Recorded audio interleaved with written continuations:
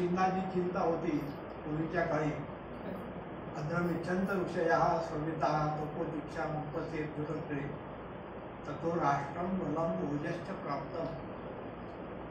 सगळ्यांचं कल्याण व्हावं याच्याकरता ऋषीमुनींनी तपश्चर्या केली आणि त्या तपश्चर्येमधून राष्ट्राला बुद्धी, ओज, शक्ती ही सगळी प्राप्त झाली.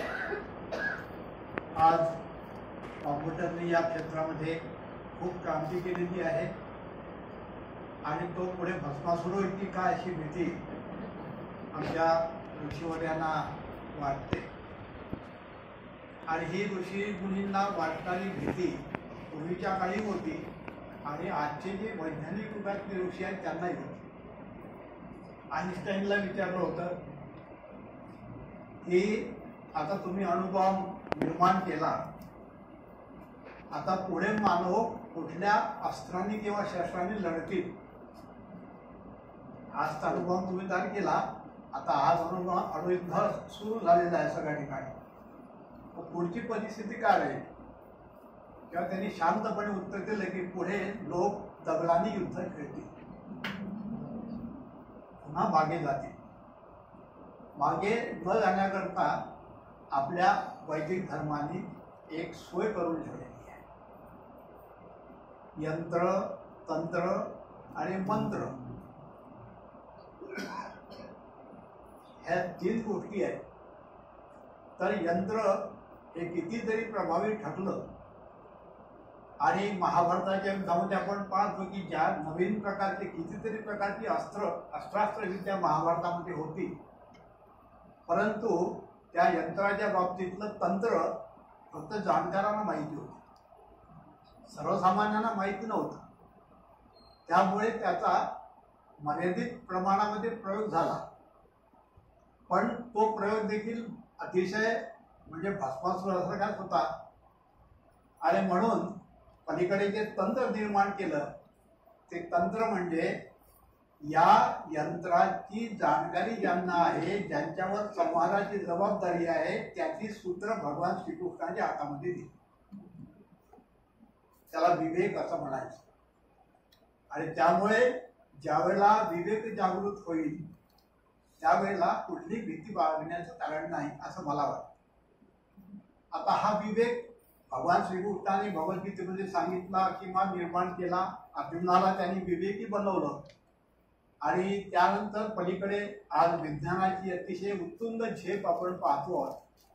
आपण चंद्रावरती पोहोचलो, मंगळावरती पोहोचलो, पण त्या ठिकाणी दगड ढोंडल्याशिवाय दुसरा अजून तर काही सापडलेलं नाही आहे, म्हणजे आजच्या आशेतोलाचं पण. म्हणून त्यालाही साहित्याने म्हटलं असेल त्यावेळेला की पुढचं युद्ध आता हे दगडांचं होईल.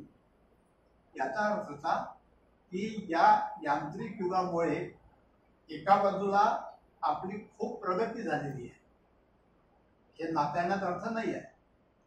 वैज्ञानिकांनी जे कार्य केलं ते ऋषीमुनींचंच कार्य आहे, त्यांची साधना त्याच प्रकारची आहे.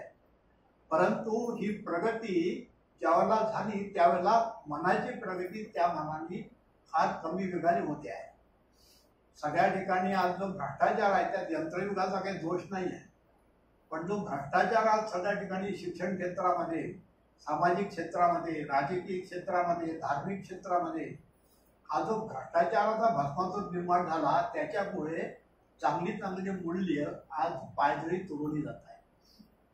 आणि म्हणून आज सगळ्यात मोठी आवश्यकता जर काही असेल तर या वैज्ञानिक युगामध्ये विज्ञानाशी मैत्री करून आध्यात्मिक भूमिकेतून सद्गुरूंच्या माध्यमातून विवेक जागा करणं, आणि हेच अध्यात्माचं कार्य आहे.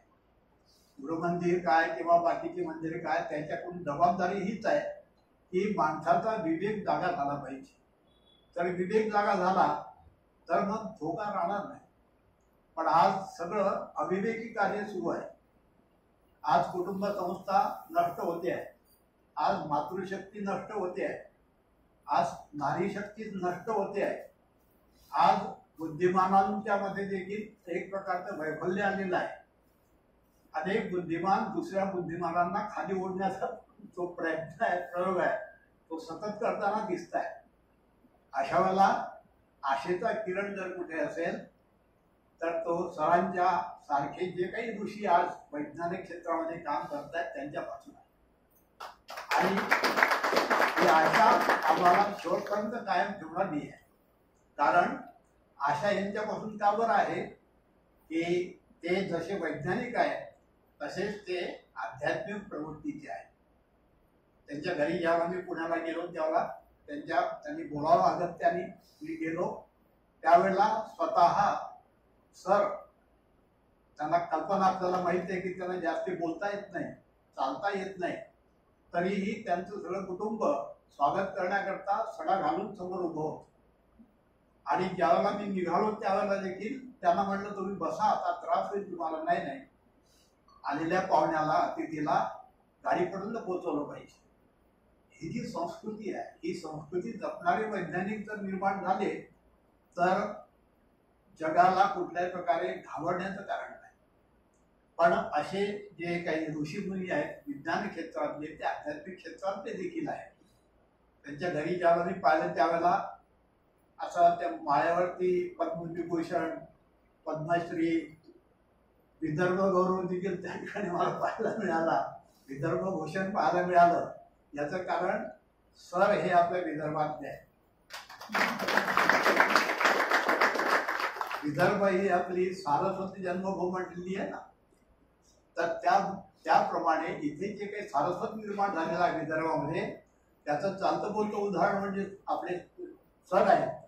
आणि त्यांनी आज जगामध्ये आपली किती प्रतिभा उंच असू शकते आध्यात्मिक बैठकीवर उभं राहिलं तर, हे त्यांनी सिद्ध करून दाखवलेलं आहे। आणि म्हणून त्यांचं गुरुमंदिराची फार जवळचं नाव आहे। आम्ही त्यांना विनंती केली त्यावेळेला ते म्हणाले की तुम्ही विनंती करण्याचं कारणच नाही, मी नागपूरला आलो की पहिल्यांदा गुरुमंदिरात येणार। आणि त्यांना जे प्रेम वाटतं आमच्याविषयी, हे प्रेम अतिशय उत्कट आहे। अशा परिस्थितीत प्रकृतीच्या सगळ्या नाना प्रकारच्या तक्रारी असताना आणि नाही म्हटलं तरी थोडं चालावं लागतं, ओरडावा लागतो, हे सगळं ते त्यांनी केवळ प्रेमापोटी केलं आपल्या सगळ्यांच्या। आणि आज त्यांना आशा आहे की ही अशा प्रकारच्या मंदिरांपासूनच आहे असं ते वारंवार सांगतात की आज जे काही म्हणजे पुढे काय होणार आहे याच्याकरता मार्गदर्शन हे विज्ञान नाही करणार। विज्ञानामध्ये नुसत्या विज्ञानातून तामसी वृत्ती निर्माण, आणि विज्ञानाला ज्यावेळेला अध्यात्माची बैठक प्राप्त होते त्यावेळेला तमोगुण नष्ट होऊन विवेकाची बाजू प्रबळ होते।